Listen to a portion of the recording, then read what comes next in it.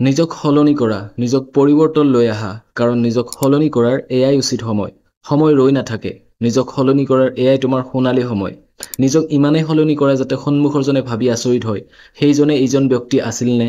আজি এটা তাৰিখ তুমি নিজৰ মনত লিখি থোৱা যে আজিৰ পৰা এবছৰ পাছত, দুবছৰ পাছত, 3 বছৰ, 4 বছৰ, 5 বছৰ, এমাহ, দুমাহ যিমানেই নহওক যিমানখিনিলৈ পাৰা নিজক সময় দিয়া। এই সময়খিনিত নিজকে ইমানেই সলনি কৰি লোৱা যে যিয়েই তোমাৰ সৈতে কথা পাতিব সি এইটোৱেই ক'ব, বন্ধু তুমি বহুত সলনি হৈ গলা। তুমি নিজক সলনি কৰিবলৈ কিমান সময় লগাবা সেইটো তুমিহে জানিবা। জীৱনৰ প্ৰতিটো সৰু সৰু বস্তুক নজৰ দি সেইটো ষ্টেপ বাই ষ্টেপ ইম্প্ৰুভ কৰিবলৈ ধৰা। এই সৰু সৰু চেঞ্জৰ অন্তত তোমাৰ পাৰ্চনেলিটি চেঞ্জ হ'ব, এটা পজিটিভ মাইণ্ডছেট আহিব, আৰু এদিন তুমি নিজে অনুভৱ কৰিবা যে মই কি আছিলো আৰু এতিয়া কি হলো। আনৰ কথা বাদ দিয়া, বহুত ভাবিলা আনৰ কথা, এতিয়া নিজৰ কথা ভাবা। আনে সদায় তোমাক একেটা জাগাতেই থকাটো বিচাৰিব। যদি তুমি এতিয়া দুখীয়া, তোমাৰ হাতত টকা পইচা নাই, ভাল এটা ঘৰ নাই, এখন গাড়ী নাই, মানুহে সদায় তোমাৰ নোহোৱাটোৱেই বিচাৰিব। আনৰ কথাটো বাদেই দিলো, তোমাৰ ফেমিলিতে তেনেকুৱা আলহী অতিথি পাবা যিয়ে তোমাৰ উন্নতি হোৱা, তোমাৰ ভাল হোৱা, তোমাৰ ডেভেলপ হোৱা কেতিয়াও চাবলৈ নিবিচাৰে। সেয়েহে এটা কথা সদায় মনত ৰাখিবা যে আনৰ ধাৰণাত তুমি কেনে ব্যক্তি সেইটো তুমি জানিব নালাগে। আনে যি ভাবে ভাবিব দিয়া। নিজৰ ইমেজ সলনি কৰাৰ এইটোৱেই সময়, এইটোৱেই তোমাৰ ৰাইট টাইম। মানুহে সদায় তোমাক ইউজ কৰিবলৈ বিচাৰিব। যেতিয়ালৈকে তুমি বেলেগৰ আল পৈচান ধৰি থাকিবা তেতিয়ালৈ তুমি ভাল।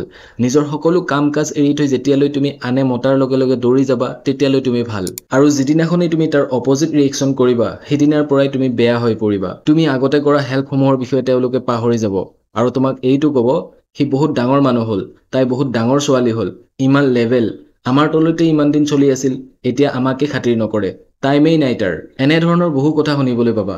এইটো মানুহৰ স্বভাৱেই, লেট দেম গ'। তুমি যিমান সহায় কৰিলেও, যিমান হেল্প কৰিলেও তোমাৰ এদিনৰ অনুপস্থিতিত তেওঁলোকে তোমাক টানা মাৰিব, কথা শুনাব।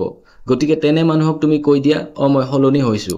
নিজকে তুমি সময় দিয়া, নিজৰ কামত এনি টাইম ব্যস্ত থাকা, কনচিষ্টেণ্ট হৈ নিজৰ কামবোৰ কৰি যোৱা। আনে কি কৈছে, আনে কি ক'ব, আনে কি ভাবিব, এইবোৰ তুমি বাদ দিয়া।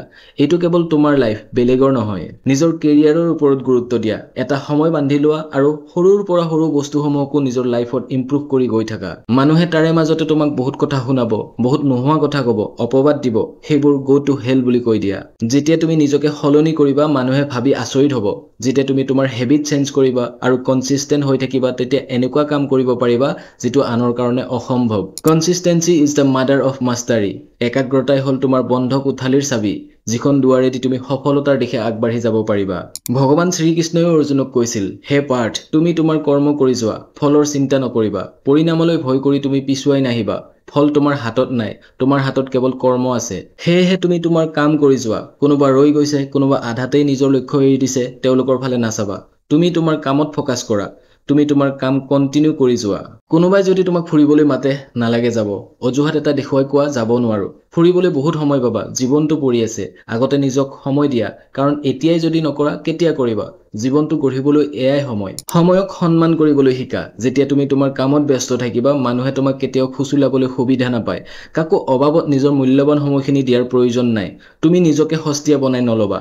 তোমাৰ এটা নিজা ভেলু আছে। তেতিয়াহে মানুহে তোমাক বুজি উঠিব, এই ল'ৰাজনে, এই ছোৱালীজনীয়ে নিজৰ গ'ল চিৰিয়াছলি লৈছে, নিজৰ কামত ফ'কাছ ৰাখে। এয়া তোমাৰ সময় নিজৰ স্কিল ডেভেলপ কৰাৰ। নিজৰ ফ্ৰী সময়খিনিত ফেচবুক, ইনষ্টা, হোৱাটছএপত নগৈ নিজৰ স্কিলসমূহত সময় দিয়া। আৰ্ট কৰা, গান গোৱা, ভ্লগিং কৰা, খেলিবলৈ যোৱা, মুঠতে নিজৰ পচন্দৰ স্কিল এটা ডেভেলপ কৰা। সদায় নিজৰ বাবে এখন টাইম টেবুল বনাই লোৱা। পৃথিৱীৰ যিমানবোৰ সফল ব্যক্তি আছে সকলোৰে নিজৰ এখন দৈনিক ৰুটিন থাকে। তেওঁলোক তেতিয়ালৈ সফল হোৱা নাছিল যেতিয়ালৈ তেওঁ নিজৰ বাবে এখন ডেইলি ৰুটিন বনাই লোৱা নাছিল। তেতিয়ালৈ সফল হোৱা নাছিল যেতিয়ালৈ টাইম টেবুল ফ'ল' কৰা নাছিল। ইলন মাস্ক, যি পৃথিৱীৰ আটাইতকৈ ধনী ব্যক্তি, তেওঁ সদায় নিজৰ সপোন পূৰণ কৰিবলৈ ডেইলি নিজৰ এটা ফিক্স টাইম টেবুল বনাই লয়। সপ্তাহটোৰ বেছিভাগ সময় কামত ব্যস্ত থকাৰ পাছতো তেওঁ নিজৰ ফেমিলিৰ কাৰণে টাইম মেনেজ কৰে। সপ্তাহৰ 2টা দিন শৰীৰ সুস্থ ৰাখিবলৈ এক্সাৰচাইজ কৰে আৰু প্ৰতিদিনে 2-3 ঘণ্টাকৈ কিবা নহয় কিবা এটা নতুন কথা শিকা বা স্কিল ডেভেলপ কৰাত নিজকে ব্যস্ত ৰাখে। শ্ৰীকান্ত বল্লা, যিগৰাকী ভাৰতৰ প্ৰথম ভিজুৱেলি ইম্পেক্ট ষ্টুডেণ্ট, নিজৰ অদম্য ইচ্ছাশক্তি আৰু পজিটিভ মাইণ্ডছেটৰ জৰিয়তে আমেৰিকাৰ MIT কলেজৰ পৰা স্কলাৰশ্বিপ ল'বলৈ সক্ষম হয়। 10ম শ্ৰেণীৰ পাছত ছায়েন্স পঢ়িবলৈ বিচাৰিছিল, কিন্তু আইনমতে অন্ধ ব্যক্তিয়ে 10ম শ্ৰেণীৰ পাছত ছায়েন্স পঢ়িব নোৱাৰাৰ বাবেই তেওঁ কোৰ্ট কেছ কৰিছিল ইণ্ডিয়ান এডুকেশ্যন ছিষ্টেমৰ ওপৰত, আৰু অৱশেষত আদালতে তেওঁক ছায়েন্স পঢ়িবলৈ অনুমতি দিবলৈ বাধ্য হয়। নিজৰ অদম্য ইচ্ছাশক্তি আৰু পজিটিভ মাইণ্ডছেটৰ বাবে শ্ৰীকান্ত বল্লাই 300 কোটি টকাৰ বুলেন ইণ্ডাষ্ট্ৰী গঢ়ি তুলিবলৈ সক্ষম হয়। এয়া মাত্ৰ এটা উদাহৰণ। এনে বহু ব্যক্তি আছে যিয়ে নিজৰ প্ৰবল ইচ্ছাশক্তি আৰু পজিটিভ মাইণ্ডছেটৰ জৰিয়তে নিজক সফলতাৰ শিখৰলৈ লৈ গৈছে। এয়া কেনেকৈ সম্ভৱ হ'ব? এয়া তেতিয়াই সম্ভৱ হ'ব যেতিয়া তুমি তোমাৰ টাইম টেবল মেনেজ কৰিবলৈ শিকিবা। এয়া তেতিয়াই সম্ভৱ হ'ব যেতিয়া তুমি সময়ক ভেলু দিবলৈ শিকিবা।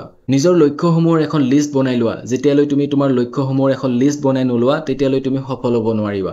কাৰণ ঘৰ এটা বনাবলৈ যেনেদৰে প্ৰথমে এটা ডিজাইন বনাই লোৱা হয় যে এইখিনিতে মোৰ বেডৰুম হ'ব, ইয়াত কিটচেন হ'ব, ইয়াত ডাইনিং ৰুম হ'ব, ইমানখিনি দীঘল হ'ব লাগিব, ইমানখিনি বহল হ'ব লাগিব আৰু তাৰ পাছত সেইমতে ঘৰটো নিৰ্মাণ কৰা হয়। যদি ঘৰটো নিৰ্মাণ কৰোঁতে ইমানখিনি বস্তু চাব লগা হয় তেন্তে তোমাৰ লাইফ বনাবলৈ ভাবি চোৱা কি কৰিব লাগিব। ডক্টৰ এপিজে আব্দুল কালামে কৈছিল, you can not change your future but you can change your habits and surely your habits will change your future.